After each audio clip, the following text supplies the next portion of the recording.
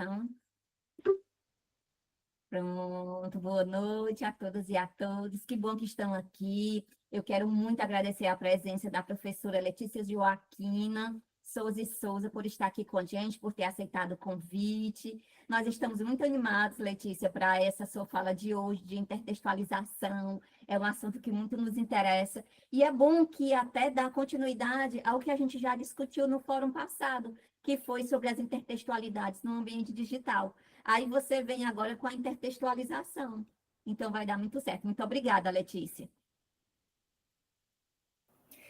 Opa, Marisa, eu que agradeço o convite, né? Agradeço a todos os membros do Protexto, né, pela oportunidade de fala aqui nesse grupo que é tão especial para mim. Agradecer a você, Marisa, e a Maiara, que tem me apoiado aí ao longo desses, né? Desde o ano passado a gente tem trabalhado muito juntas e isso é algo que me deixa muito feliz. Fazer um agradecimento especial aqui, nomeando ao Ellenson, não sei se ele está por aí, mas agradecê-lo por ter sido essa ponte, né, entre os dois grupos de pesquisa, o Protexto, que já é um grupo que está muito consolidado, muito respeitado, e o Interage LE, né, que é o grupo, que é o meu grupo, do qual eu sou líder, e que nasceu, né, ano passado. E agradecer também aos membros do Interage LE que estão por aí. Então, assim, para mim realmente é uma alegria muito grande estar aqui com vocês para essa conversa, né? Na verdade, como foi explicado, né? Assim, esse fórum tem essa característica, né? Que não é só a exposição, não é só eu falar e apresentar para vocês, mas essa oportunidade de conversar um pouco, né? Sobre a noção de intertextualização, que é o termo que eu tenho adotado nos meus trabalhos, né? Bom, para quem não me conhece, eu sou a Letícia Joaquina de Castro Rodrigues Souza e Souza, com esse nome enorme mesmo. Sou professora da UFC há 15 anos, fiz o mestrado na UES em Linguística Aplicada, e depois, com a orientação da professora Estela e a orientação da professora Claudine Aragão, e fiz o doutorado em Linguística na UFC, e lá na UFC a minha orientadora foi a professora Ana Célia. Então, assim, quando eu comecei a estudar sobre gêneros, né, gêneros textuais, na verdade eu estudo desde o mestrado. Lá na época do mestrado eu estudava com gêneros textuais, gêneros literários e ensino de língua espanhola. Então, eu sou professora de língua espanhola, é minha língua de trabalho e de pesquisa.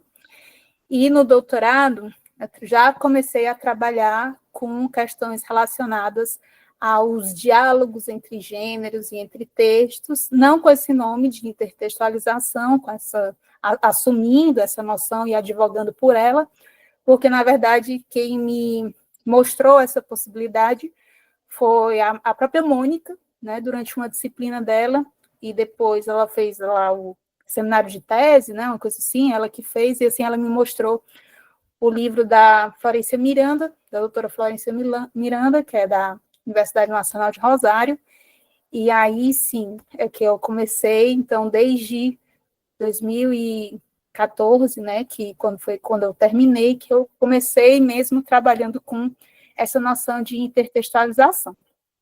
Bom, depois de fazer esse breve, assim, esses agradecimentos mais do que justos e merecidos e a me apresentar para vocês, aqui é um pouco da trajetória da apresentação, então, falar um pouco, contextualizar, né, assim, esses estudos que a gente vem desenvolvendo no grupo desde 2017, né, para cá, falar, né, qual é o que é intertextualização, né, qual é essa noção de intertextualização e no que ela pode diferir e se aproximar de outras noções existentes, né, que tentam dar conta dessa modalidade de interação entre textos e entre gêneros, né, nas palavras da professora Antônia Coutinho.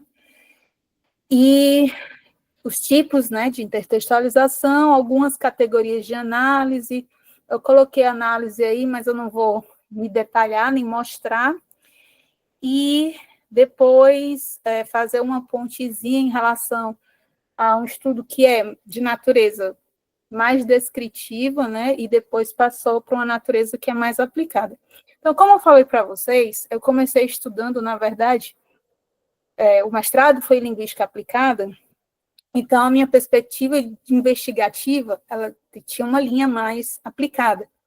No doutorado, a minha linha era de aquisição, então também tinha uma, digamos, uma vertente muito mais aplicada do que descritiva, né? E aí foi no doutorado, né, como eu disse a vocês, nessa disciplina da Mônica, acho que era uma disciplina de texto, alguma coisa assim, que eu fui começar a entender que também para estabelecer esse diálogo, assim, para desenvolver trabalhos e estudos numa perspectiva aplicada, eu também preciso me apropriar do fenômeno, né, do ponto de vista teórico, né? Então, eu sempre estou fazendo essa, assim, às vezes ele tem uma tendência, tem uma vertente mais descritiva e às vezes pode ter uma vertente mais aplicada, né? E também surgiu muito agora no pós-doutorado com a Florência, né, que ela é do ISD, e aí a gente também tem trabalhado com essa interface, né, entre linguística textual e didática das línguas, né? Bom, então, assim, em resumidas contas, assim, comecei a estudar, né, a questão da tese, né, que foi a funcionalidade dos gêneros textuais híbridos para o tratamento de leitura em língua espanhola. Como vocês podem ver, tinha um viés mais aplicado. Na época eu não usava a nomenclatura intertextualização. Depois, quando foi o primeiro PIBIC, né, foi assim, as modalidades de interação textual iogenérica em língua espanhola, que também era uma coisa mais ampla, né? E aí só em 2019 e 2020 é que eu começo a assumir, né, assim, a realmente, inclusive como nos títulos, né, das pesquisas, o termo intertextualização, né, que aí os processos de intertextualização presentes nos gêneros textuais, anúncio publicitário e romance em língua espanhola, aí intertextualização e hibridismo genérico, aí já vacilei de novo, no sentido de vacilação entre os termos, né, porque é como a Florência diz, né, assim, toda escolha terminológica reflete uma escolha epistemológica. E às vezes a gente vacila entre os termos, né, porque existem, digamos, alternativas distintas, né, para tratamento de determinados fenômenos, como no caso esse, que é a relação entre gêneros, e aí fiquei ainda mas assumi, inclusive no Interage, o nome intertextualização está dentro até do nome do grupo, né? Que é investigação, intertextualização e análise de gêneros textuais em língua espanhola. E aí depois o gênero romance como hipertexto dentro das relações de intertextualização em língua espanhola, na verdade como hipergênero, 5 horas com Mário, depois o potencial do gênero romance como hipergênero dentro das relações de intertextualização em língua espanhola, a influência da intertextualização como elemento composicional para a co-construção dos sentidos de textos em língua espanhola no ambiente digital. Então, assim, em relação à questão dos objetos de análise, né, eles já eram textos que eram veiculados no ambiente digital, mas assim, não nessa perspectiva de ecossistema, da Pavot e da Letícia Emmerich, nada disso. Assim, eram gêneros que a gente garimpava, né, em sites assim, mais sites de marcas, né, vamos dizer assim, ou trabalhava também com gêneros literários, que foi o meu começo, o meu início, e aí depois a gente foi para o ambiente digital, mesmo com essa noção da Pavot, né, e isso também foi muito por conta do Ellenson, né, e desse diálogo entre os grupos. E agora a intertextualização como elemento composicional de gêneros emergentes do ambiente digital, discussão em torno da publicação, comentário em perfis espanhóis e argentinos. Então, como eu disse para vocês, a língua de análise é a língua espanhola, e as variedades é a variedade peninsular, que é do espanhol da Espanha, variedade austral, que é ali Rio da Prata, né, Argentina, Paraguai e Uruguai, e a variedade mexicana e centro-americana. Então, são as variedades com as quais a gente tem trabalhado. E aí, herdando, né, isso da Miranda, para fazer essas análises, a gente parte de dois pressupostos, né? E o primeiro deles é que todo texto se inscreve num gênero ou, por outros termos, releva de um modelo de gênero, o que implica assumir que o texto pode ser visto como atualização de um gênero. Esse seria o primeiro pressuposto. E o segundo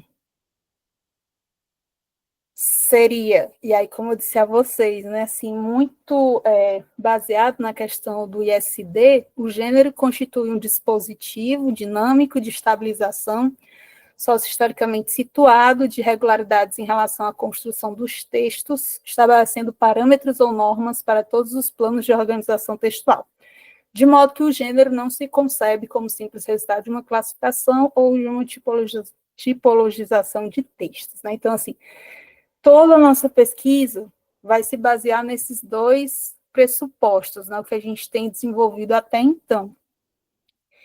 E aí, pensando, não sei se passei para você, passou, porque está lento. Passa primeiro para mim, depois para vocês, desculpa.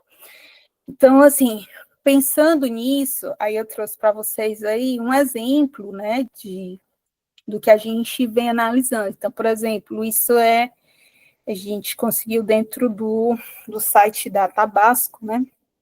E aí a gente consegue identificar algumas marcas, né? Que a Florência chama de marcadores genéricos, né? E que faz referência, né? Que nesse texto, na verdade, existe a adoção de mais de um modelo de gênero, né? Existem... e um desses modelos de gênero, a gente coloca numa relação de dominância, certo? Que ela vai chamar de hipergênero. E que não é o hipergênero que o Bonini fala, né? É uma outra noção que eu vou explicar mais para frente melhor para vocês. E outros hipogêneros, né, que aparecem na constituição desse texto. Então, a gente tem aí, ele está escrito em espanhol, alguns exemplos vão estar em espanhol e outros em português, mas aí eu vou lendo com vocês.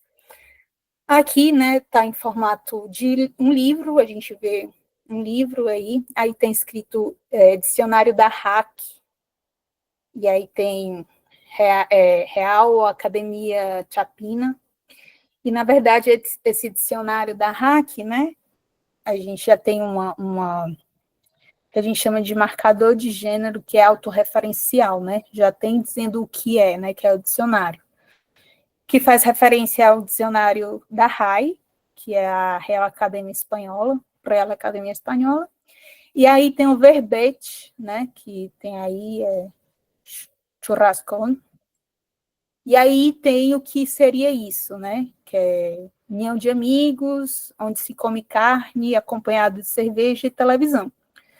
Então, assim, existe aí, na verdade, que a gente chama duas marcas, né, ou traços de dois gêneros diferentes. A gente tem, por um lado, elementos que indicam, né, que identificam como anúncio publicitário, e elementos que indicam como verbete, né, como gênero verbete ou dicionário. Mas o que acontece aí, na verdade, é uma das características da intertextualização, que é o processo de ficcionalização. Ou seja, essa palavra ela é uma palavra que ela não está dicionarizada, ela não está na RAI.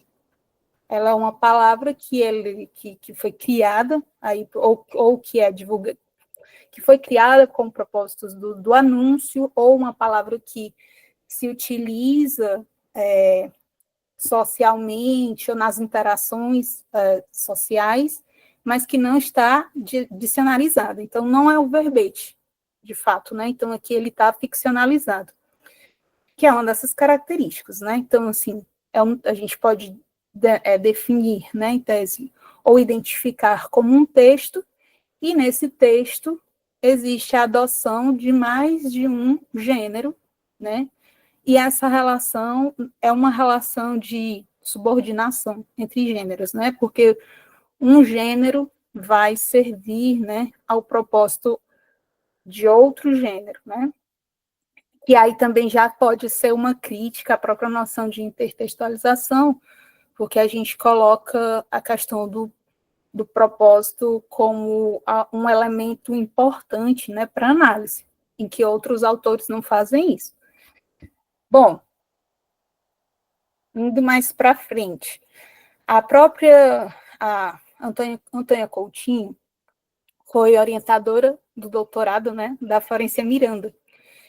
E aí ela fala que existem, né, modalidades de interação textual e eugenérica, que essas modalidades podem ser, por exemplo, do ponto de vista textual, a própria intertextualidade, outras relações intergenéricas e outras formas de transtextualidade. Então, elas adotam esse termo, né, de modalidade de interação textual e eugenérica, baseada no próprio Genet, né? E é daí também que vai se desenhando essa noção de intertextualização.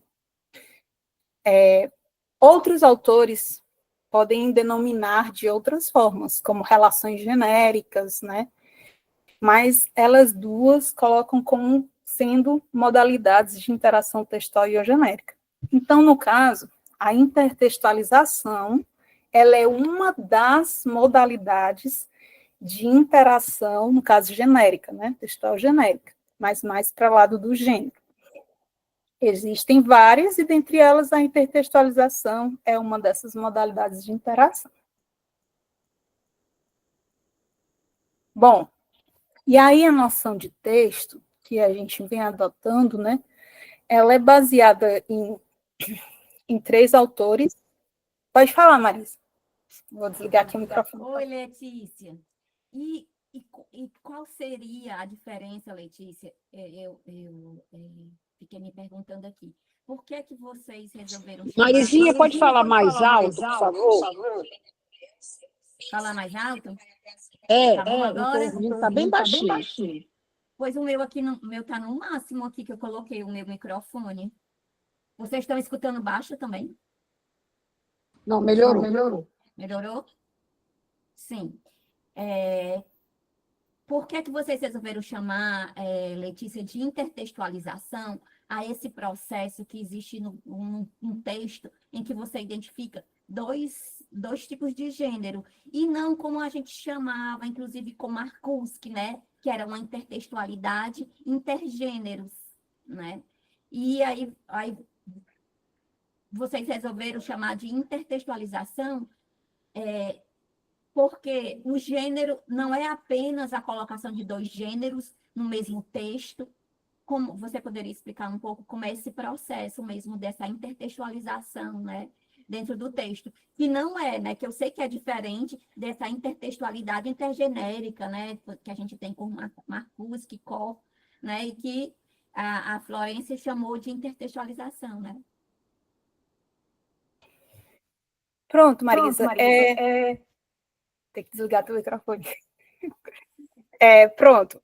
Ela faz, na própria tese dela, ela faz um levantamento, né, uma espécie de levantamento de termos, né, já existentes, e um desses termos, que é um dos termos que mais se aproximaria do que é intertextualização, né, seria o termo criado pelo Marcuski, e assim, e o termo é dela, viu, da Florência, não é meu, eu só divulgo, eu só promovo e uso, mas o termo quem criou foi a Florência Miranda.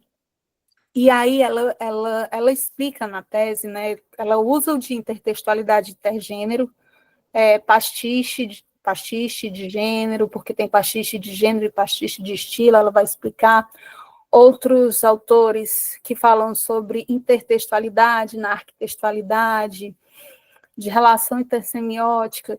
Então, assim, existem pontos de convergência entre a noção de intertextualidade intergêneros, mas uma das questões seria que, na verdade, ele coloca, né, que é como se fosse um texto, né, que imita outro texto, ou um gênero que imita outro gênero. E não é bem só essa questão da imitação. Existe a questão, pode haver uma derivação e pode haver uma relação de copresença. Então, assim, a perspectiva dela é muito relacionada ao genético. O termo intergenericidade, no termo intertextualidade intergênero, eu até mostro mais para frente. A questão é como se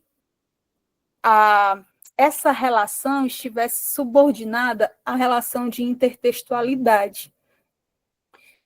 Quando você coloca assim, é uma intertextualidade, entre as várias intertextualidades, existiria uma intertextualidade que é intergenérica, que é entre gêneros. Então, é como se fosse, o que ela tenta explicar, é como se fosse uma modalidade de intertextualidade. E não é bem isso, né? Seria um fenômeno, como é que eu posso dizer? Um fenômeno independente da perspectiva de intertextualidade, como um texto empírico que esteja presente em um outro texto, né, que você consegue fazer a identificação. Porque, na verdade, são, como ela coloca, são traços, né, ou parâmetros de gêneros, características de gêneros, que podem estar presentes em copresença com outros traços de gêneros. Então, ela parte muito da questão que diz assim, que o texto, né, todo texto adota ou adapta um modelo de gênero, né, para existir. E aí, dentro desse processo de adoção ou adaptação, ao invés de eu adotar ou adaptar um único modelo de gênero, eu estabeleço uma relação entre gêneros no corpo desse texto. Mas, basicamente, ela não é que ela esteja totalmente contra a nomenclatura intertextualidade intergênero. Ela acha que ela não dá conta de todo como é que eu posso dizer? De todo o potencial da intertextualização, ou seja, a intertextualidade intergêneros poderia se pensar que é uma modalidade, que essa seria apenas uma modalidade de intertextualidade, e não é o caso, né? E o protagonismo estaria, talvez, mais na relação textual que genérica. E aí, para ela acaba achando por bem que adotar uma outra noção, uma outra nomenclatura, uma outra terminologia, e não utilizar a terminologia do Marcuse. Mas eu vou mostrar mais para frente também, viu? Com exemplos e tudo, certo?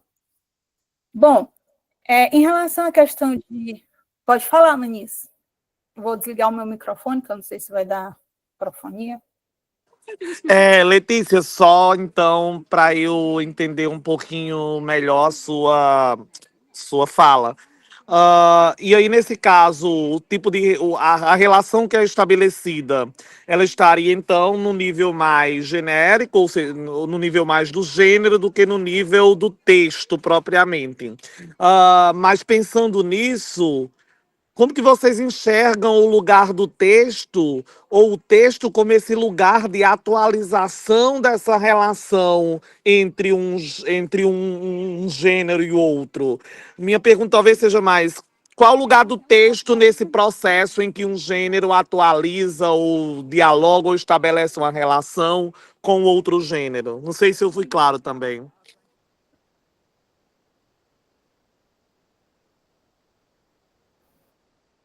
Pronto.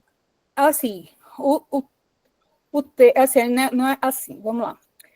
Quando ela tenta falar das questões de texto, ela tem a ver com a que a gente fala, né, que é a memória textual e a memória genérica. No gênero, quando ela fala a questão de gênero, é mais em relação à constituição ou à arquitetura, ou como esse texto vai sendo construído. Esse texto é o lugar, como diz assim, como está aí, né? É esse objeto semiótico complexo, aberto e dinâmico, né? Que é o Henrique Bernardo que fala isso, que constitui uma unidade de comunicação, né? Então, o texto é uma unidade de comunicação situada, finita e autossuficiente. independente da modalidade ou suporte, e que pode ser produzida por um ou mais sujeitos empíricos. Maria Francisca, pode falar. Letícia, eu, analisando o que você está dizendo e o que a Ananias também disse, dá a entender que a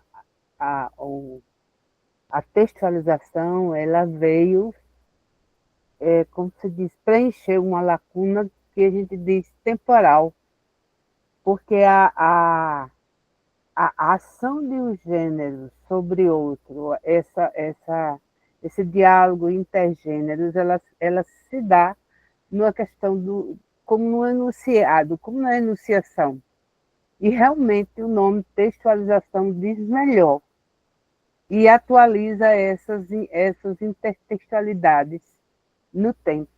Eu vejo aí como se fosse uma necessidade de haver esse tempo, essa enunciação, vamos supor, de uma maneira bem simples, mas de um intergênero no outro, o outro, e um conversando com o outro, desculpe o nome conversar, mas é esse diálogo entre essa troca de gêneros, um gênero no outro, que dá essa dinamicidade, que a intertextualidade, o nome não diz tanto como intertextualização.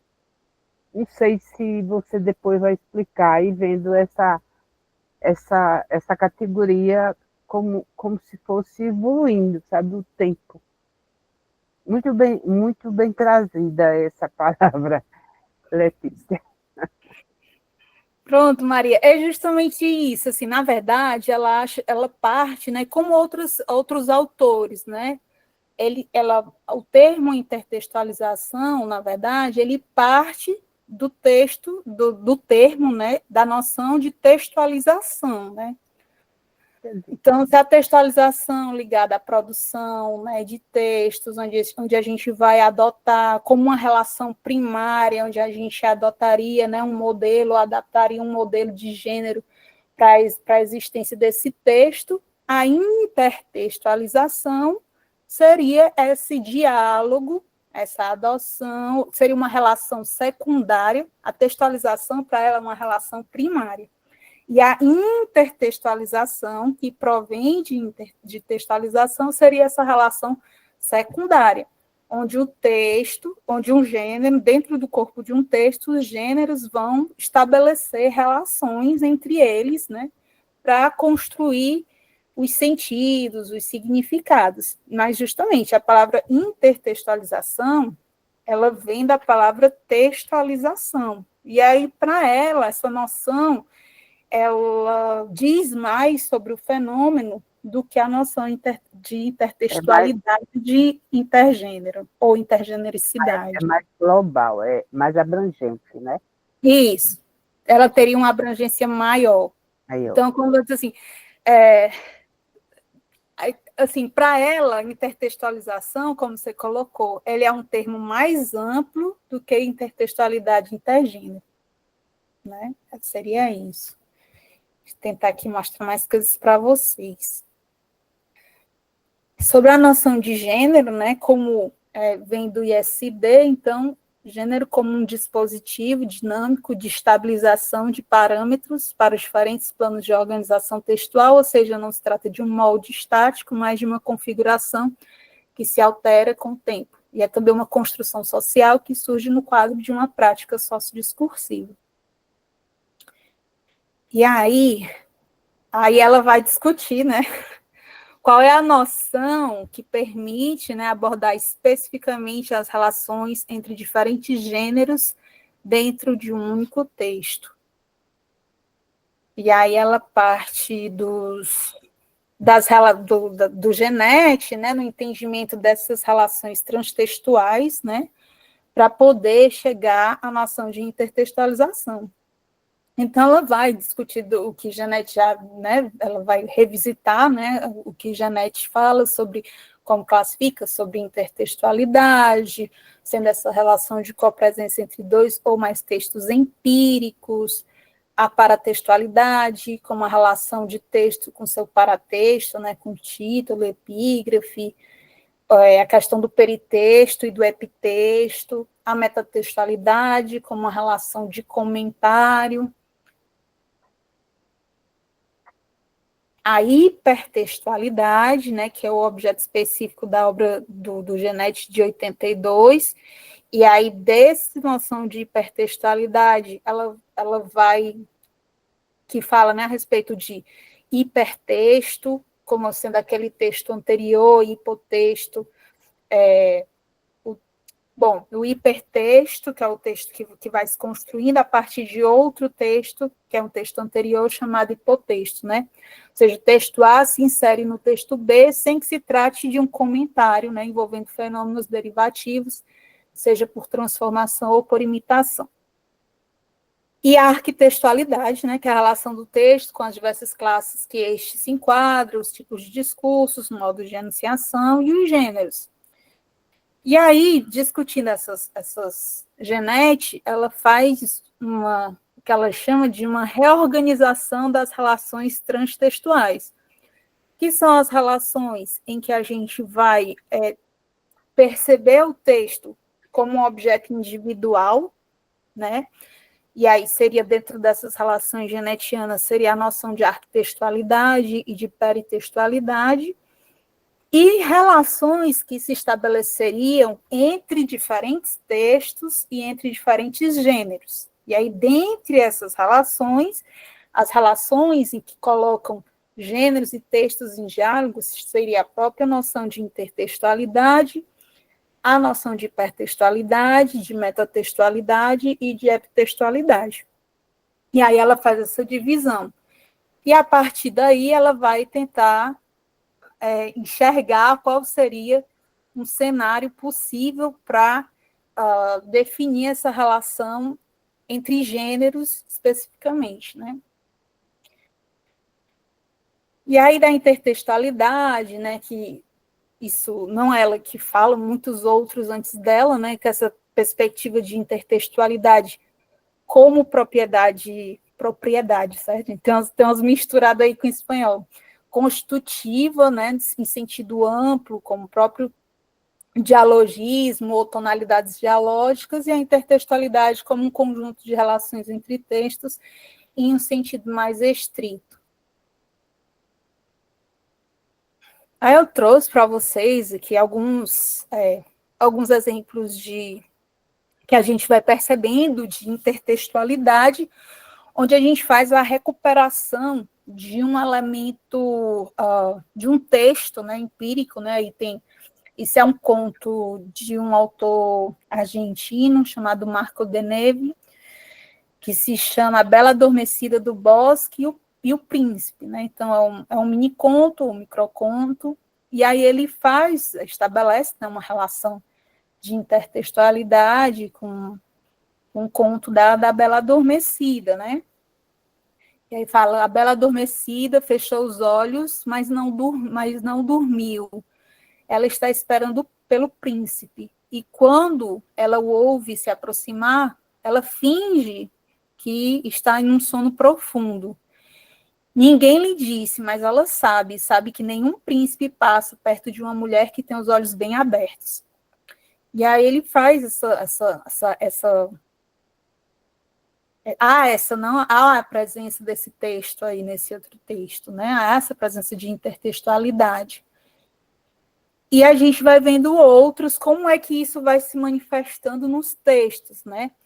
Aí já é uma propaganda da Renault, e aí a gente tem elementos que não são só elementos textuais, mas também são elementos imagéticos, que fazem com que a gente recupere, né, essa memória textual, né, relacionada aí à questão da gata borralheira, como é?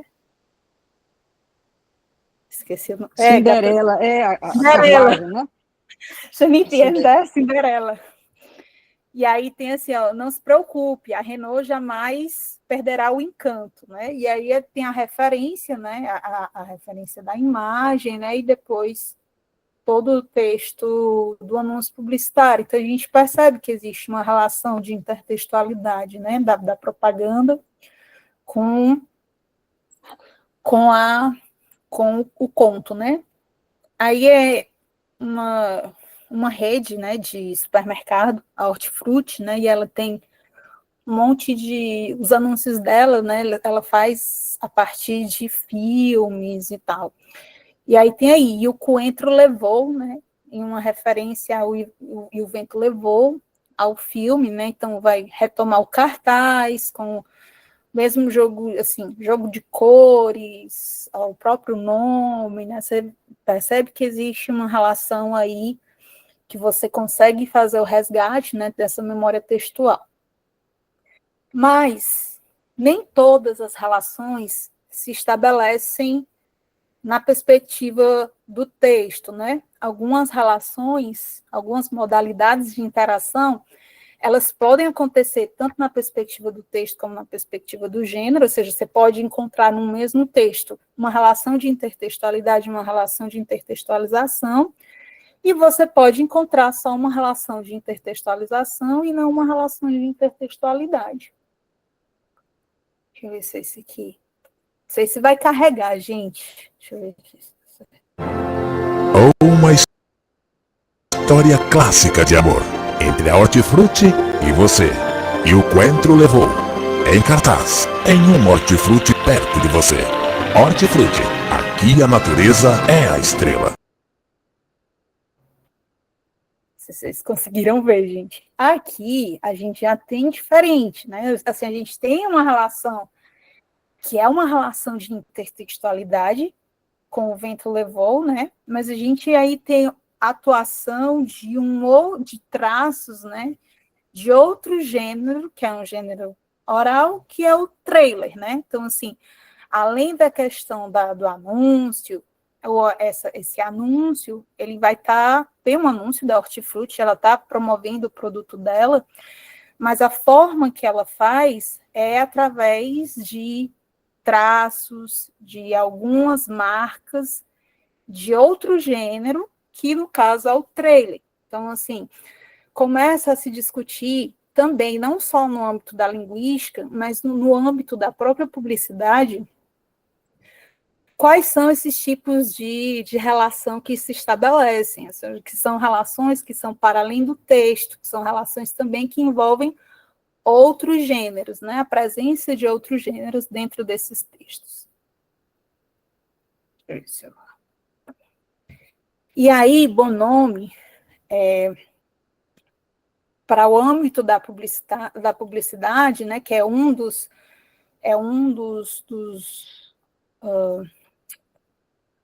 das cenas dos elementos dos discursos, né, do discurso publicitário, percebe que existe, né, uma imitação não só de textos, o resgate não só de outros textos, mas também a imitação de um gênero ou a imitação de um estilo que é extrapublicitário. E aí ele usa dentro da publicidade, né, ele usa a própria ideia de pastiche, né? E aí ele fala sobre pastiche de gênero, por exemplo, né? Que eu vou mostrar para vocês, e o pastiche de estilo, né? Que aí ele dá como exemplo um anúncio atual escrito em francês antigo. E aí eu trouxe para vocês verem aqui, né? Que a gente já vai indo para o âmbito do digital, né? Eu não sei se vocês conseguem identificar aqui da Cheetos Brasil, certo? Aqui é a gente pode, não sei, de repente etiquetar como uma postagem publicitária, que é o que a gente vem fazendo, né? E essa postagem publicitária, né, ela vai se valer de elementos, né, de outros gêneros, né? Por exemplo, aí, caça-palavras, né? Qual palavra vai definir seu verão? Irritantemente irresistível, né? E aí tem a questão aí da postagem, como é que a gente fala, meu Deus? Do pied de página, ai, meu Deus, esqueci o nome disso aqui. Não é bem o que inicia o comentário, né? Mas da legenda, né? E depois os comentários, né? Que então, dentro dessa postagem publicitária, mas assim, falando da postagem publicitária, desse texto primeiro, desse texto iniciativo, né, a gente vê que ele se constitui de parâmetros de outros gêneros, né? Outro da Cheetos também, que acontece, né? A gente já vê que... Marisa. Letícia, então, naquele caso dos Cheetos, ali já, você está dizendo que já seria uma intertextualização ali, porque eu tenho um gênero mesclado com outro gênero. É isso, né? Os dois coexistindo no mesmo ambiente, no mesmo texto. Não é isso? Assim, eu consigo perceber, na verdade, marcas de dois gêneros, né? Assim, existem tipos de intertextualização. A intertextualização, ela pode ser total, parcial ou local, certo? Então, assim, ela não precisa estar presente em todo o texto, né? Mas a gente pode perceber algumas marcas de outros gêneros que são, por exemplo, alheios à publicidade, pode ser alheios, no caso aí, né? Pode ser alheios à publicidade, ou também gêneros que sejam da esfera publicitária, né? Mas a gente consegue perceber outros elementos que não necessariamente da publicidade, da postagem publicitária, né? Então, por exemplo, esse daqui que tem o bingo, né? Esse daqui que tem o bingo, né? Sim. Tem o bingo, vai. Na verdade, ela fala que essa intertextualização ela pode acontecer como camuflagem, né, da intenção do propósito comunicativo, ou seja, pode camuflar, a gente fala como o anzol, né? Ele vai captar, né, a atenção do seu possível interlocutor, leitor, enfim. Então, pode ser camuflagem, né, como pode servir dessa forma, ou como reforço da argumentação, né? Também é uma outra possibilidade para reforçar a argumentação. Opa, Júnior. Oi, gente, boa noite. Letícia, fica uma dúvida e um pouquinho também, talvez uma sugestão. Naquele lá da Hortifruti, né, que é o daquela publicidade, se a gente for levar em consideração o Neolidol, se a gente for levar em consideração o próprio Marcus, que é a própria Mônica, o objetivo principal ali não seria, na verdade, mostrar um filme, que seria o objetivo do trailer, do teaser de cinema, por exemplo, né? Seria mais vender o produto e vender a marca. E, nesse caso, talvez fosse até um exemplo mais eficiente para o que tu está tentando colocar como a noção da intertextualização. A minha dúvida é essa: seria realmente isso que eu estou pensando? Seria realmente essa questão de você levar o objetivo central daquele gênero, o objetivo social central daquele gênero, na leitura desse processo? A segunda coisa não sei se você já viu, tem um seriado agora, inclusive, não sei se cabe no escopo do teu trabalho, já que seriam gêneros de mídias digitais, mas talvez sim, um seriado da Netflix atual que é o El Eternauta, um seriado argentino, que ele foi justamente adaptado de uma HQ argentina de 1956, salvo engano. Seria também uma exemplificação desse processo que você está estudando, que você está explicando para nós? Vamos ver se eu consigo ir por partes, né? Em relação à questão do primeiro, é uma das questões, né, que existe aí dentro da intertextualização uma relação de dominância, certo?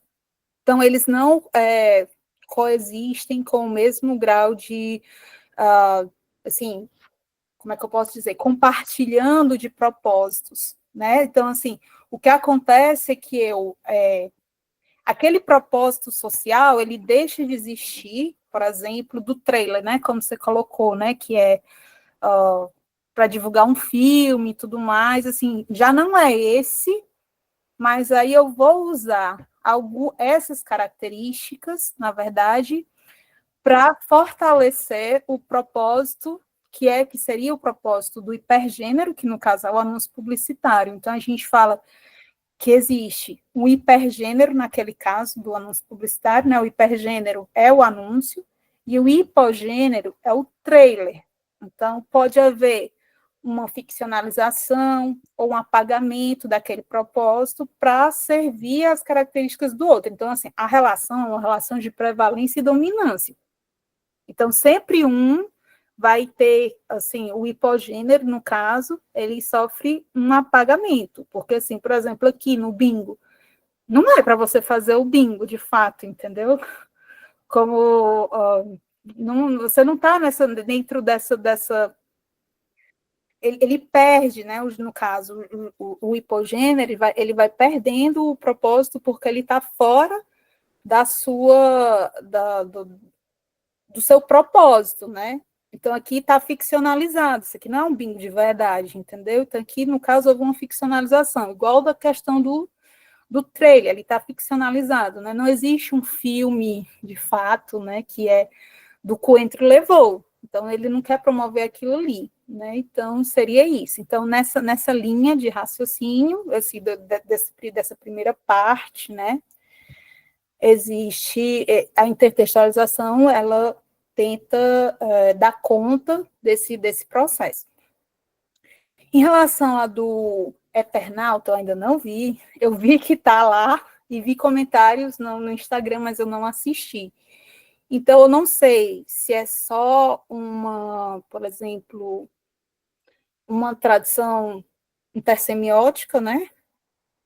Ou se, de fato, existe algum tipo de intertextualização ali, né? Aí eu realmente não sei, não consigo te dizer, certo? Não sei se alguém mais tinha levantado a mão.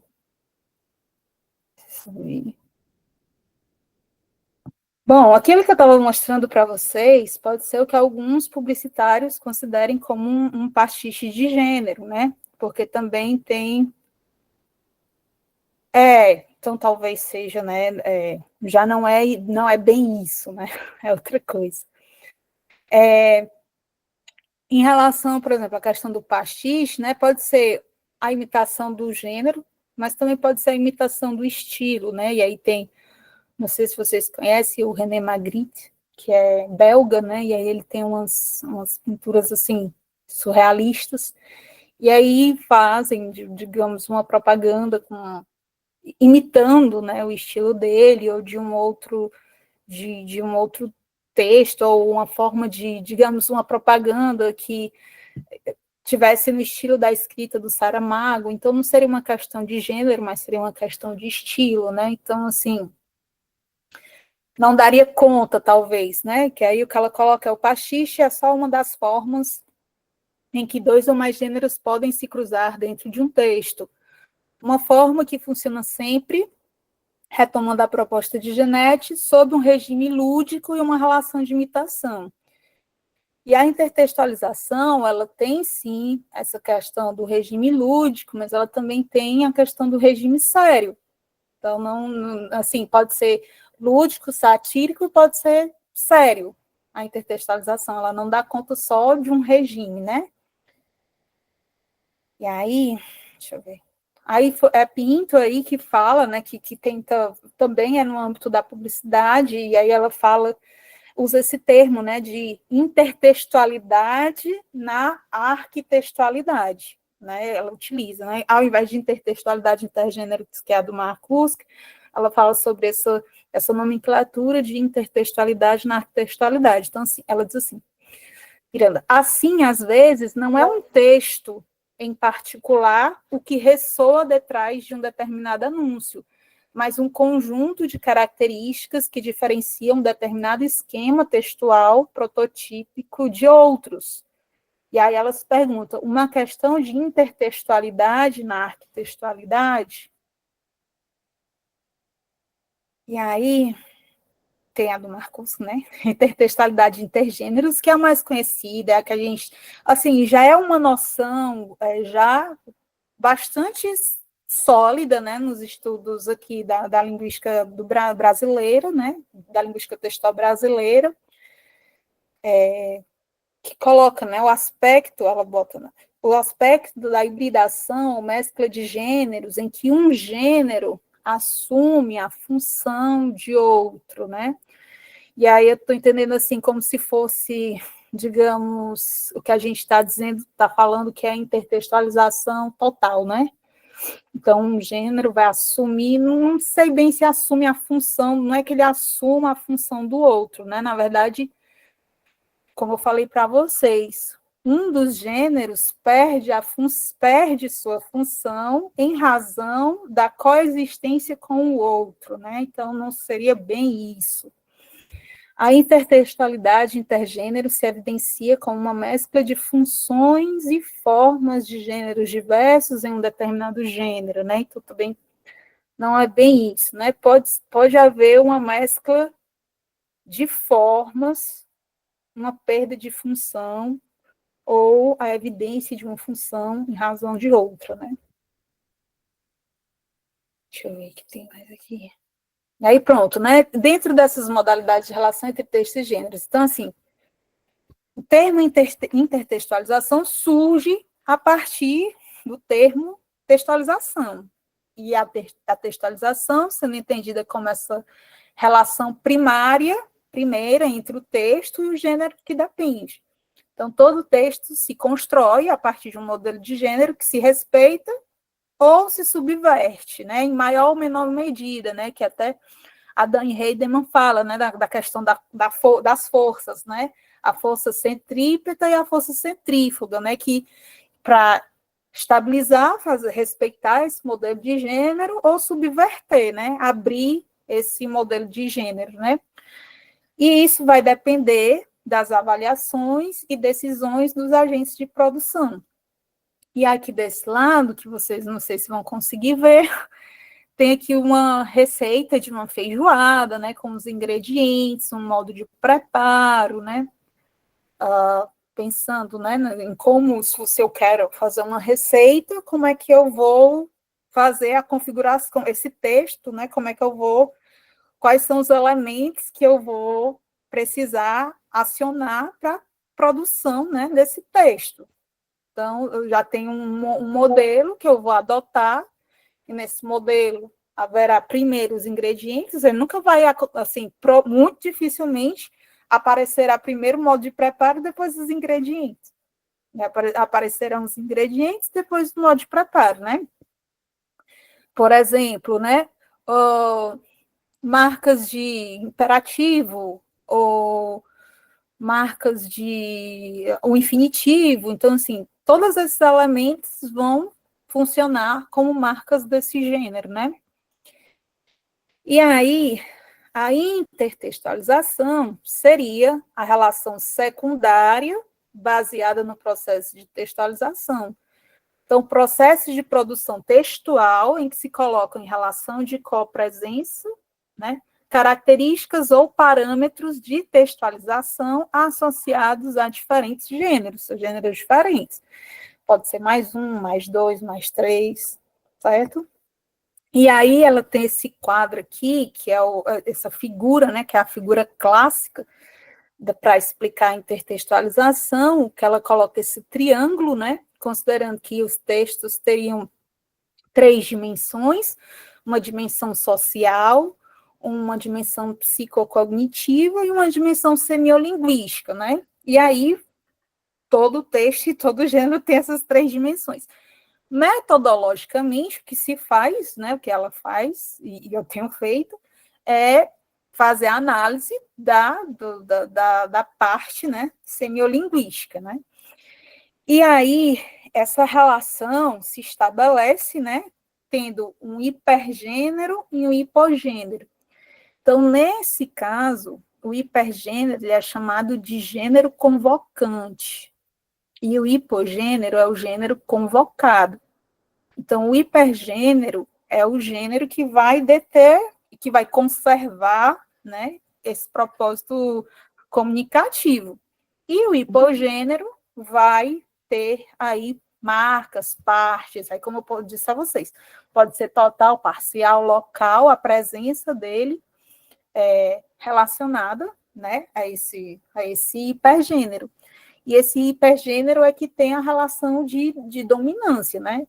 Então, assim, não é exatamente, por exemplo, quer dizer, não tem nada a ver com o que o Bonini está chamando de hipergênero, né?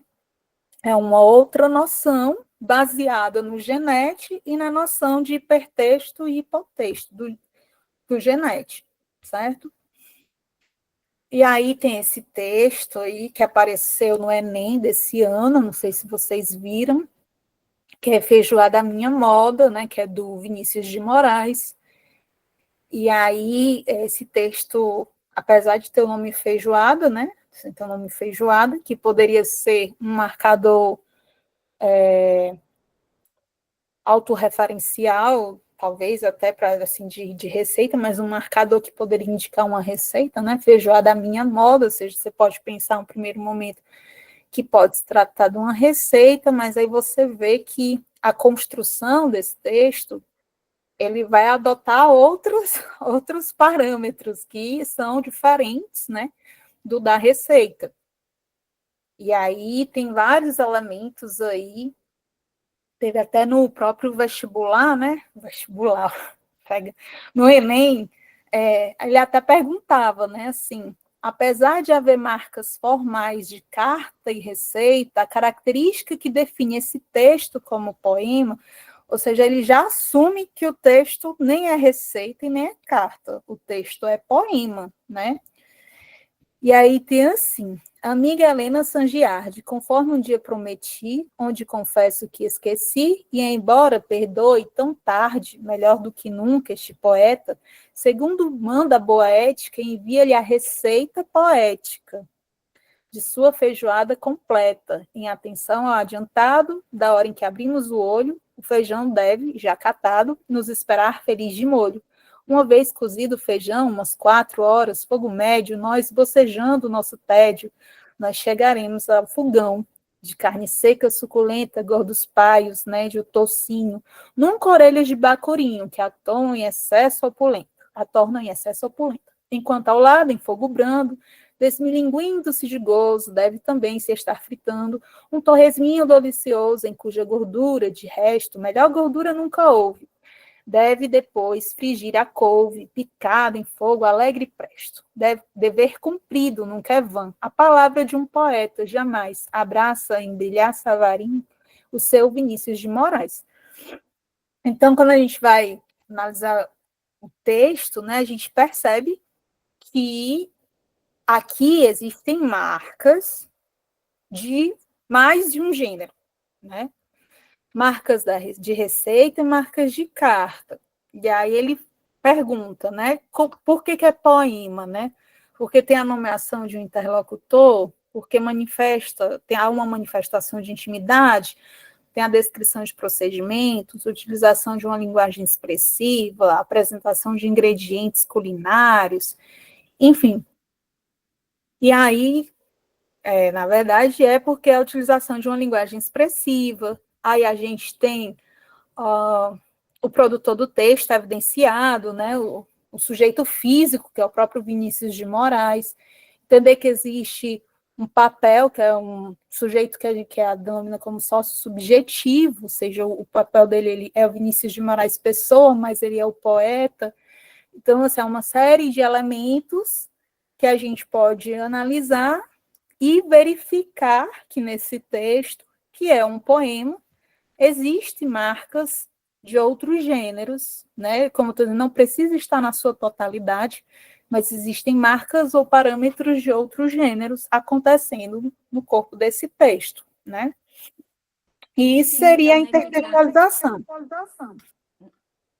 Letícia, nesse caso seria do poema, da carta, da feijoada. Isso ali seria casos de intertextualidade. Não é isso? Não de intertextualização. Apesar de ter marcas de outros textos, né? De outros gêneros nele. É isso?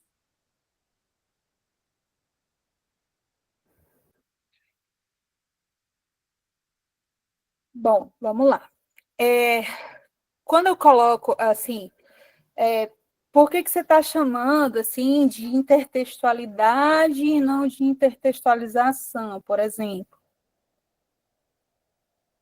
Como é que você vê a Porque a intertextualidade aí? gente vê traços, né, e referências de outros textos dentro desse texto aqui dele, Feijoada à Minha Moda, que na verdade ele está imitando, né, fazendo uma certa imitação de uma receita, só que em forma de um poema. Por isso que eu estou vendo uma intertextualidade ali. Para você, isso aqui, esse exemplo que você deu, é de intertextualização? Pronto. Para mim, ele é de intertextualização, certo? Tem que desligar o microfone. É assim, porque ele não, assim, não há uma referência, para mim, a um texto empírico que tem existência na realidade. O que, por exemplo, digamos que a amiga Helena Sangiardi. Aí eu tenho talvez um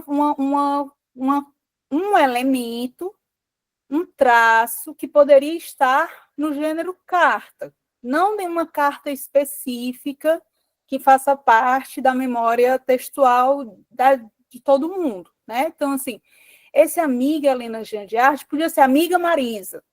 Estou descrevendo para contar que foi maravilhoso o nosso encontro, tananana. Então, assim, para mim, o que existe aí não é uma intertextualidade. A intertextualidade, assim, com uma receita de feijoada, não sei. Assim, se faz a feijoada desse tipo, por exemplo, se a gente voltasse àquele primeiro texto, né, que seria a receita de uma feijoada de fato, a gente teria esses elementos, assim, seria feito dessa maneira, alguma receita específica? Não sei. Então, para mim, o que eu consigo ver, na verdade, são, assim, elementos de um gênero que pode ser o gênero carta, como, por exemplo, a saudação e uma despedida, que existiria no gênero carta. Em relação à receita, haveria, por exemplo, os ingredientes, menção, né, aos ingredientes, né, mas não haveria modo de preparo. Então, assim, existem, deixa-me ver se eu acho algum. Por exemplo, não estaria presente esse aqui. Por exemplo, enquanto ao lado, em fogo brando, desmilinguindo-se de gozo, deve também estar fritando o torresminho delicioso. Então, assim, eu não vejo como bem sendo uma receita específica essa construção. Então, para mim, eu acho que há muito mais que o que há aí nesse texto é intertextualização, porque o que eu tenho são características de determinados gêneros, elementos que apareceriam de forma potencial em alguns gêneros, ou seja, faria parte muito mais da nossa memória genérica, de como os gêneros se estruturam e se constroem, do que propriamente da nossa memória textual. Por isso, para mim, eu diria, assim, eu me arriscaria mais aí, pela intertextualização que pela intertextualidade, entendeu? Letícia, eu acho que a gente não pode pensar nessa separação entre gênero e texto, assim, deste modo, porque, na verdade, Monique já disse, até no último livro, acho que foi no anterior, que não existe texto sem gênero e nem gênero sem texto. Então, quando você diz assim, memória de gênero, na verdade, a gente tem uma memória aí, uma memória coletiva que lembra. Quando você lê isso, a receita aparece na sua frente. Quando você diz, lá, feijoada à minha moda, já o título, essa introdução referencial aí, feijoada à minha moda, já remete à receita. Né? Então, já remete a uma receita, mesmo que ele subverta essa receita. Né? Então, por isso que isso é intertextual. Aí ele começa, amiga Helena, aí a gente vê, amiga Helena, conforme o dia que eu prometi, isso parece mais será que é uma carta? Um bilhete, um recado? Aí ele continua, falando da feijoada, falando de poema, né, desse modo sedutor aí. Então, remetendo ao modo de preparo, como é que a gente prepara uma feijoada, que isso vem com toda essa memória, né? Essa memória que a gente tem discursiva, essa memória cultural de como se prepara uma feijoada. E vem também aí o quê? O modo, como, a forma como está escrito, em forma de poema, também tem isso, né? A forma como é escrito. Por isso que me veio logo, eu disse, não, isso aí parece mais uma intertextualidade mesmo do que uma intertextualização. Porque como é que eu estou entendendo a intertextualização que você mostrou para a gente? É a presença de um texto, de um gênero, né? E outro gênero convivendo no mesmo texto. São dois gêneros, de forma que eles convivem, que eles se convivam irmanamente, sem um estar disputando com o outro, sem um estar se sobressaindo com o outro, mas sim juntos convivendo, né, os dois tipos de gênero. E aí formando um novo texto, que não é nem do primeiro, não é nem o hipergênero e nem é o hipogênero. Na verdade, um outro texto se formou ali, com a junção do hipergênero e do hipogênero. Porque Eu não sei se eu me fiz entender, Letícia, o que eu estou dizendo, mas isso também eu acho, deixa eu continuar, que eu acho também que isso não impede de que exista também uma intertextualização aí. Você está entendendo? Isso não anula que você veja também uma intertextualização. Tipo, dois gêneros ali, que é o gênero que seria o quê? Receita, né? E o gênero poema.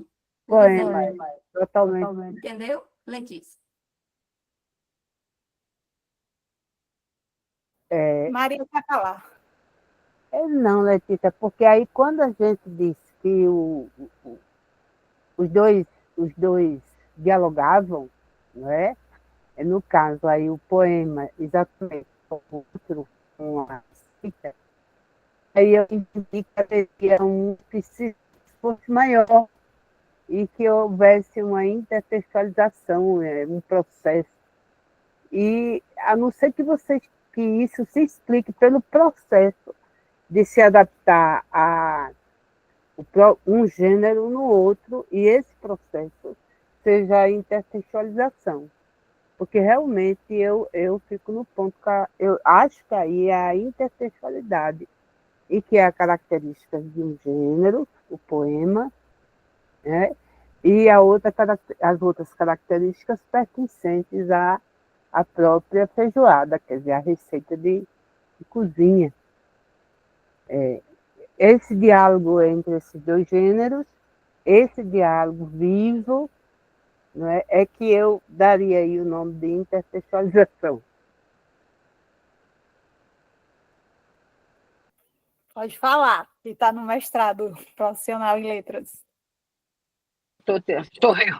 Que eu entrei, como cheguei na rua, entrei com pressa, aí eu não vi que estava entrando pelo Prof. Letras, sou eu, Áurea, eu não quis trocar. Assim, eu estou muito atenta, porque eu leio já essa defesa desse argumento da Florência, e às vezes assim, eu sei que é uma coisa muito difícil, deixa eu abrir aqui a câmera, eu sei assim que é uma coisa muito difícil a gente definir termo, né? Então, louva, né, a intenção dela, olha, esse termo, que a gente tem esses nomes, né, mescla de gênero, intertextualidade intergenérica, hibridização, eu na minha tese chamei de processo de reelaboração de gênero, o Júlio Araújo aqui chamou mesmo de gênero convocante e convocado, não dá conta, a gente vê que não dá conta. Mas quando se fala assim, intertextualização, me parece que não está trazendo gênero. Talvez tenha sido isso que o Marcuse quis mostrar nesse processo de intertextualidade quando envolve gêneros, né? Mas estou aceitando, né, a intertextualização. Da mesma forma, assim, esses termos hipertexto e hipotexto, dá a impressão que um é maior e o outro é menor. Eu vejo como não é maior, é como se fosse o hipo, aquele gênero assujeitado. Você traz um simulacro de gênero para o seu propósito de dizer. E aí, não é que ele seja hipo, né?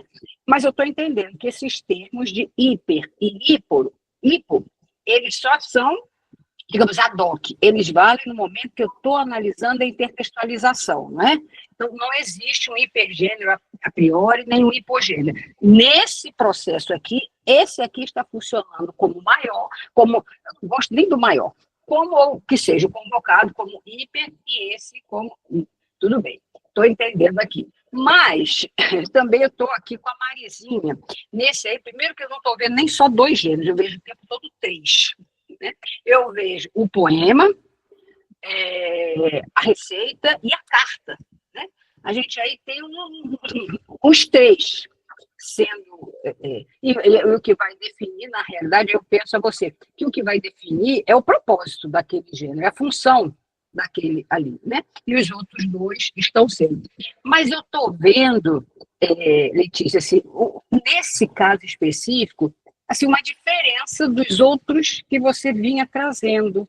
Porque nos outros, por exemplo, do bingo, do trailer, a gente vê claramente o gênero. Ele foi, assim, simulado, mas ele está lá, digamos, preservado, né? Naquela propaganda do Hortifruti, né, que foi uma série de propaganda do Rio de Janeiro, da rede de Hortifruti, você está vendo aquele gênero assim, preservado, o bingo que você mostrou. Mas nesse aqui, digamos, a gente não tem a receita preservada, né? A não ser o poema, assim, muito verso livre, né? A gente não tem, na realidade, nenhum gênero assim, preservado. Remete, lógico, que a gente identifica aí. Eu tenho um poema, eu tenho uma carta, eu tenho uma receita. Mas você não vê que esse exemplo é diferente dos outros? Então, a minha pergunta é, a Florência, ela nomeou esse processo de intertextualização, deu um outro nome a esse processo de intertextualização, ou não há distinção dos outros precedentes que você nos mostrou? Desculpa me alongar. Não, sem problema nenhum, é um prazer. Vamos lá, vamos por partes, né? A primeira coisa é que, assim, essa relação que se estabelece entre os gêneros, ela não é uma relação harmônica. Existe, como eu falei para vocês, é uma relação que se dá de copresença e não é da totalidade do gênero. Digamos que lá no bingo, ou na cruzadinha, não, na sopa de letras, vocês conseguiram visualizar, né, ficou mais clara a presença daquele gênero naquele texto, que vocês conseguiram visualizar perfeitamente. O que a Florência está falando em relação a que ela chama, né, traços ou parâmetros de gênero, ou seja, não é que o gênero tenha que estar presente em sua totalidade. Aqui, como vocês falaram, quando vocês leram o texto aqui do Vinícius de Moraes, todos vocês reconheceram traços, aspectos ligados, por exemplo, ao poema, pela estrutura de poema, pela rima, pela própria linguagem expressiva do poema. Vocês também conseguiram reconhecer traços, por exemplo, da carta ou do bilhete. E vocês conseguiram reconhecer traços de elementos de uma receita, no título, nos ingredientes, na forma de preparar.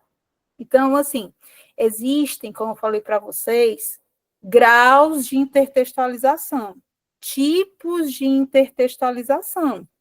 Ela pode estar no texto como um todo, mais evidenciada, ela pode estar numa parte do texto, ela pode estar localizada, né? Ela pode estar parcialmente no texto. E aí, quando a Florência faz essa distinção em relação à questão assim, eu sei que é difícil, né, a gente separar, assim, texto de gênero. A gente faz numa perspectiva, digamos assim, metodológica, assim, para tentar fazer um determinado tipo de análise, né? A questão do texto que a Florência coloca, e ela faz a provocação, é assim, por exemplo, lá no do Hortifruti, né? Quando você fala e o vento levou, você faz a recuperação de um texto específico. Quando você lê esse texto aí do Vinícius de Moraes, você não faz a recuperação a nenhum texto específico.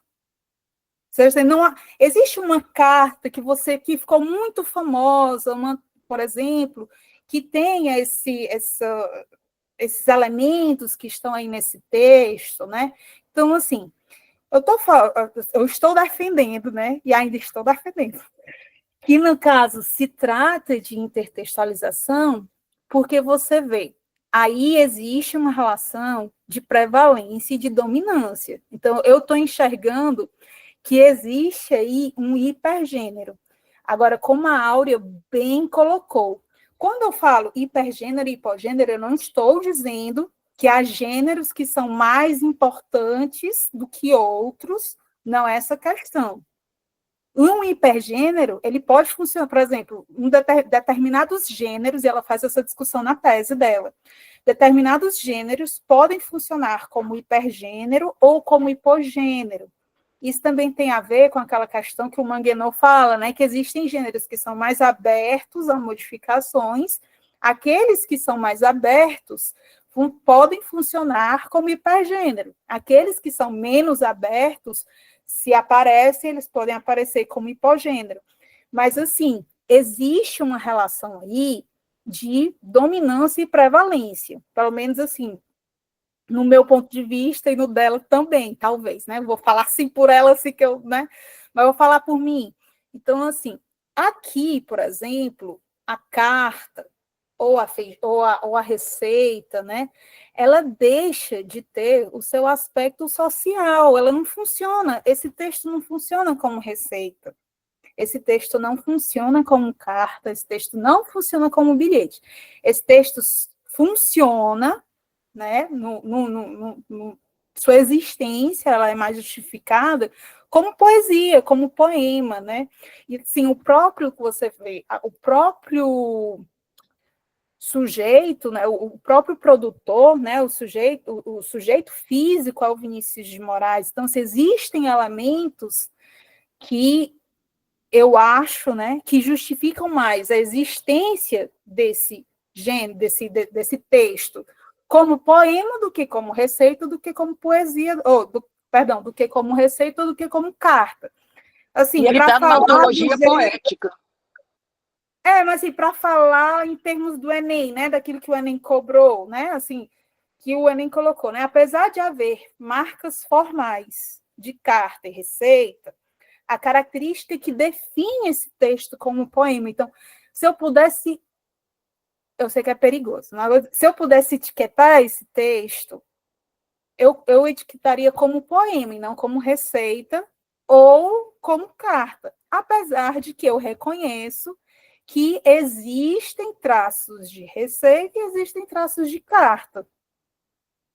Formas, mas ele já foi etiquetado como poema.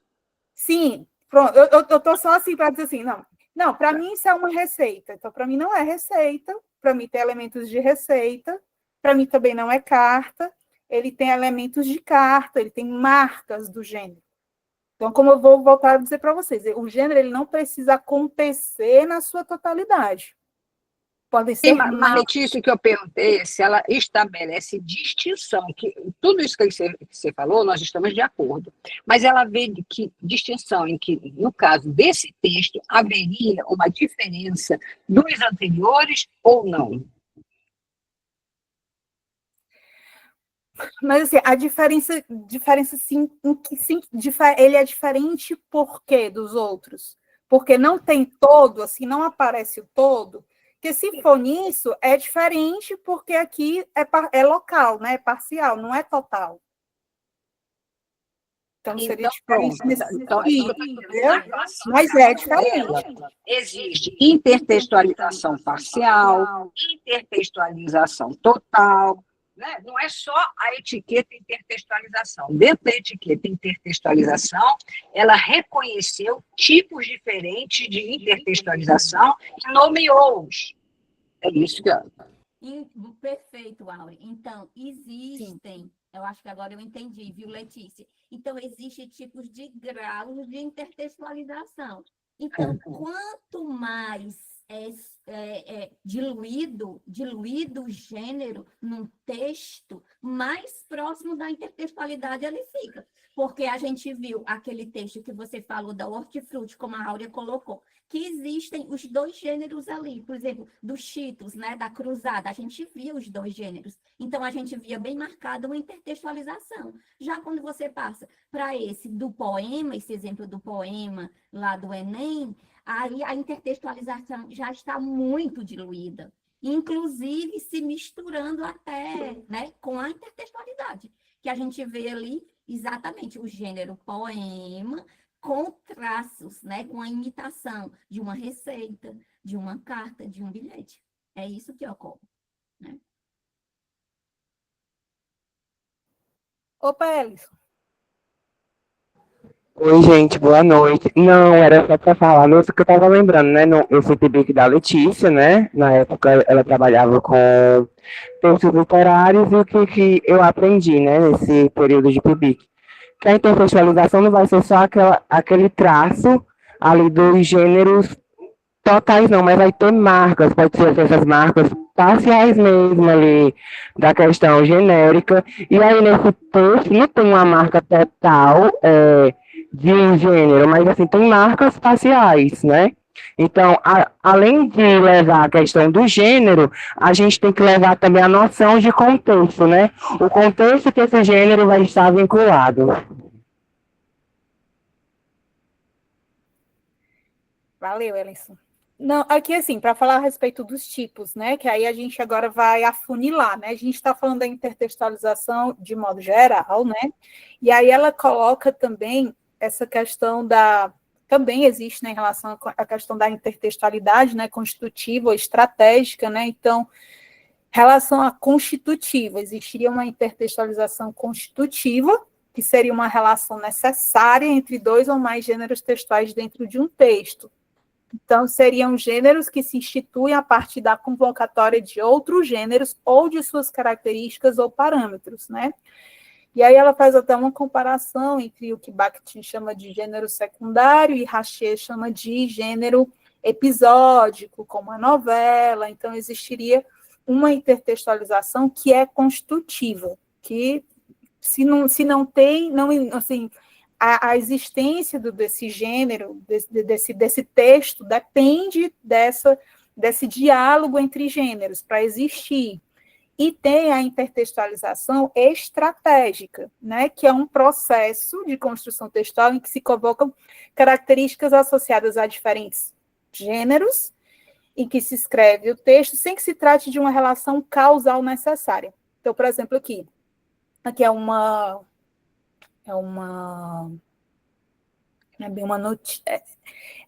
Vou colocar assim, não é uma notícia, enfim, ele quer falar assim, ó, houve um tempo em que os terroristas tinham um código de honra. Então, ele vai falar a respeito de algum ataque terrorista, né? Como se fosse noticiar. Só que ele não vai simplesmente noticiar, ele vai começar. Era uma vez um ataque, mas eu não preciso, por exemplo, a propaganda lá dos Cheetos, né? Ela não precisa ter um bingo para existir como postagem publicitária, né? Ela não precisa estar em relação, não há necessidade de que haja uma relação entre gêneros para que haja a postagem publicitária. Eu posso ter postagem publicitária com ou sem, isso vai depender do meu propósito, de mim como agente produtor daquele texto. E há outros textos em que ela pode ser constitutiva. E aí existem outras... aqui ficou em espanhol, né? Então, assim, a intertextualização, ela pode ser categorizada, vamos assim dizer, né? Ou identificada em relação a necessidade ou opção do ponto de vista do produtor daquele texto, então ela pode ser constitutiva ou estratégica, ela pode se definir em relação à questão da área de cobertura do texto, ou seja, total, se ela permeia todo o texto, parcial, se ela aparece em partes, e local, se é uma referência específica, em relação ao regime do texto. Pode ser sério, pode ser irônico, pode ser satírico. Então, são... Letícia, boa noite. Opa. Eu acho que a senhora não viu levantando minha mão e assim, tá prosseguindo o conteúdo e eu estando lá atrás. Esse diálogo de vocês, você e as professoras, foi épico, né? Foi uma coisa que acabou me confundindo muito, porque eu pensei estar entendendo até um certo ponto. Por exemplo, quando a senhora falou de intertextualidade, a senhora falou que um gênero atrai outro gênero. Seria... Olá, professora, tudo bem? Sim. O texto atrai outro texto. O hipotexto atrai o hipertexto.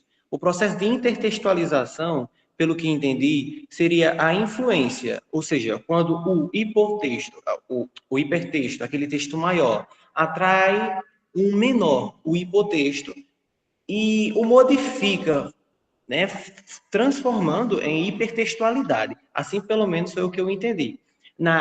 Essa questão da intertextualização, dessa mistura dos dois textos que formou aquele texto anterior, o do debate, né?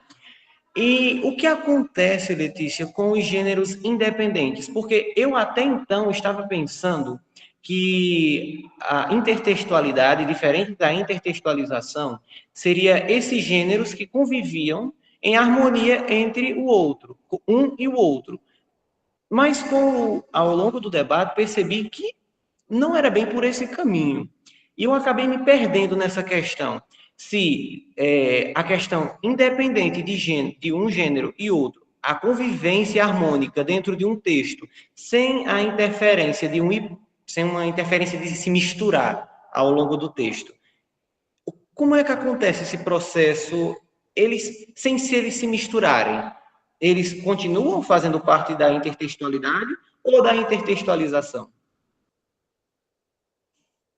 Pronto, vamos lá. Então, assim, pode haver, né, inclusive o que autores, por exemplo, como Bonini, designariam como hipergênero, né? Essas relações, digamos, num site ou no jornal, né? No jornal aparecem, né, vários gêneros diferentes, né? Tem um editorial, tem uma notícia, aí aparece uma propaganda, aí aparece uma outra coisa, né? No site também, né? Pode aparecer, sei lá, de repente, um editorial, uma apresentação, não sei o quê. Então, assim, nesse ponto, assim, para gente, eu vou falar para mim, não é uma relação de intertextualização ali, né? É um outro tipo de relação. Pode ser vista como uma modalidade de interação entre gêneros e entre textos, né? Mas não seria uma relação de intertextualização. Porque para a relação de intertextualização, esses dois parâmetros de gênero, eles precisam acontecer mais ou menos de forma indicada para que se tenha um sentido. Ali digamos, como você falou, né? Eu tenho diferentes gêneros que estão convivendo de forma harmônica e não necessariamente um intervém no outro. Então, pega um jornal ou uma revista, por exemplo, tem lá uma matéria, sei lá, sobre a Lady Gaga aqui no Brasil. Aí depois tem um horóscopo, aí depois tem outra coisa. Então, assim, ali, não estou dizendo que não haja uma modalidade de interação de gêneros e de textos. Agora, não é intertextualização. Porque, assim, para ser intertextualização, precisa haver uma relação de prevalência entre os gêneros. E por que existe essa relação de prevalência? Porque um dos gêneros, que são os hipogêneros, eles vão ter um apagamento da sua função social. Eles não vão mais funcionar como são, na realidade, né, socialmente. Eles vão ter emprestados ou a serviço daquele hipergênero, que é quem vai manter o seu propósito comunicativo. Os outros não vão manter propósito comunicativo. Os outros vão, inclusive, ser ficcionalizados, ou podem ser até atualizados, mas aquilo se perde. Então, assim, não é intertextualização.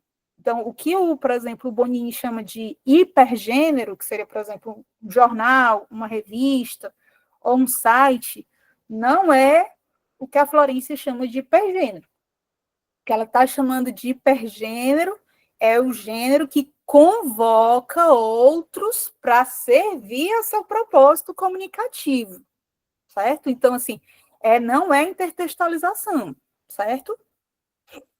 Certo, porque quando eu estava imaginando essa questão, eu tinha recente lido um artigo sobre isso. E era justamente sobre um pôster do Bolsonaro, e abaixo desse pôster tinha comentários. Ou seja, de uma forma, são dois gêneros diferentes. E um atrai o outro.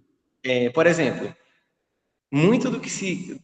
E, inclusive, o gênero que vem logo abaixo o transforma o que está lá em cima em uma ideia totalmente diferente. Ou seja, meio que faz uma referência ao gênero que está acima e modifica a percepção do leitor sobre algo que, às vezes, o leitor não tinha.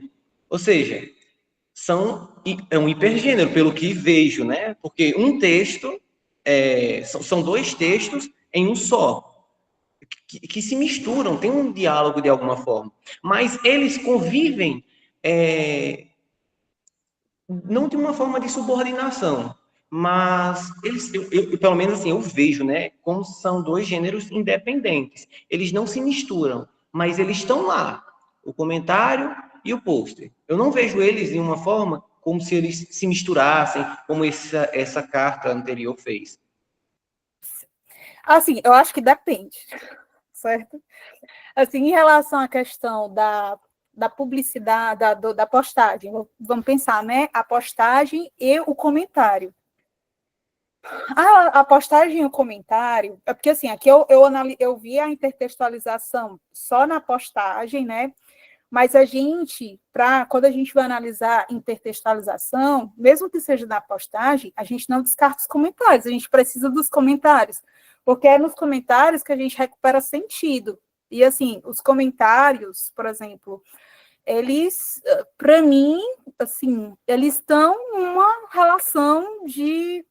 Assim, eles podem estar, não vou dizer que obrigatoriamente estão, mas eu diria mais que sim ou mais que não, mais que sim do que não, numa relação de subordinação àquela publicação que a gente chama publicação iniciativa, alguns autores chamam, né, que fala o comentário como reativo, possível reação àquela publicação iniciativa.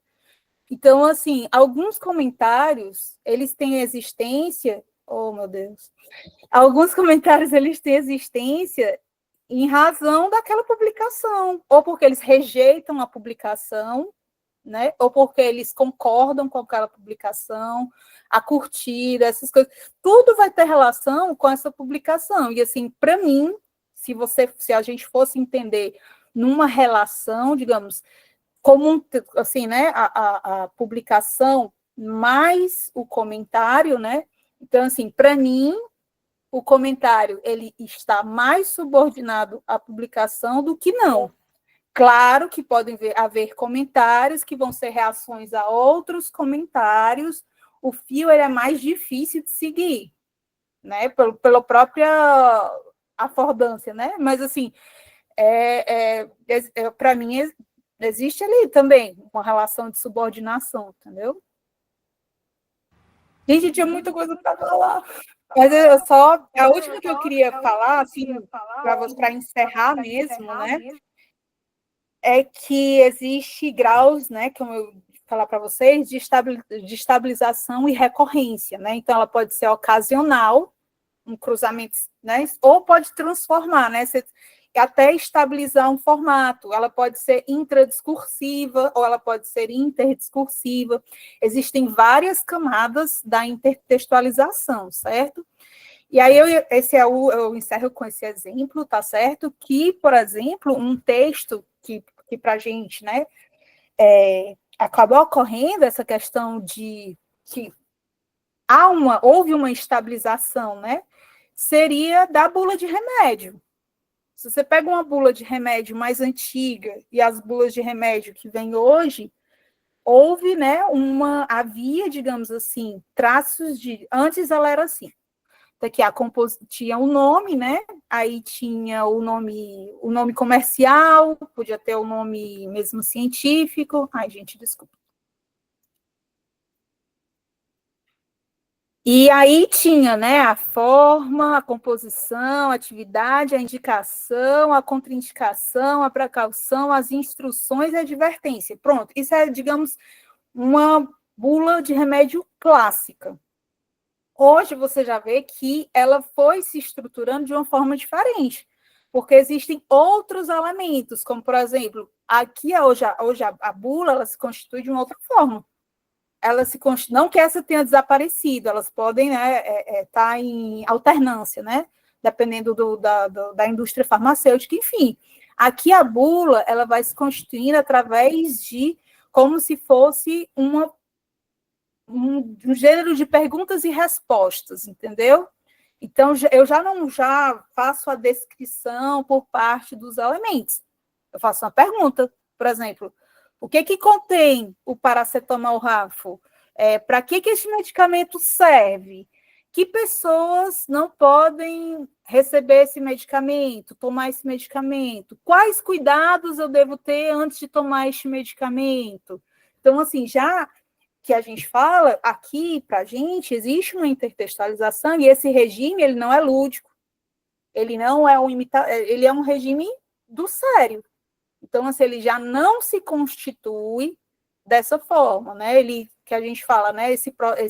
Houve, inclusive, essa intertextualização, ela deixa de ser ocasional e passa a ser transformadora. Isso pode acontecer, né? E aí, porque ela se torna mais recorrente, se estabiliza e pode ir assumindo novos formatos, tá certo?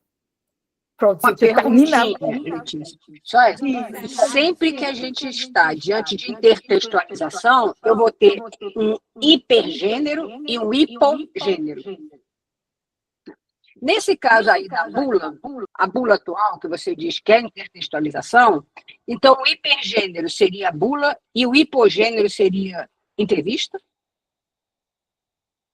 Pergunta e resposta, qual seria o gênero?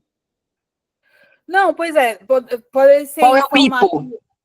Não, o hipo, eu não, assim, alguns pode ser entrevista, não sei, digamos, uma entrevista, né, e tá ficcionalizada, assim, porque você não vai perguntar para alguém isso, né? Você não vai fazer esse tipo de pergunta na entrevista. No máximo, talvez, uma entrevista para quem produziu o remédio, né? Para que serve? Qual é a composição? Enfim. Mas aí haveria, no caso, o hipergênero é a bula, que é quem tem o propósito, né, comunicativo, ou seja, a função social é de bula, e a entrevista vem aí para como facilitar esse canal. Usa essa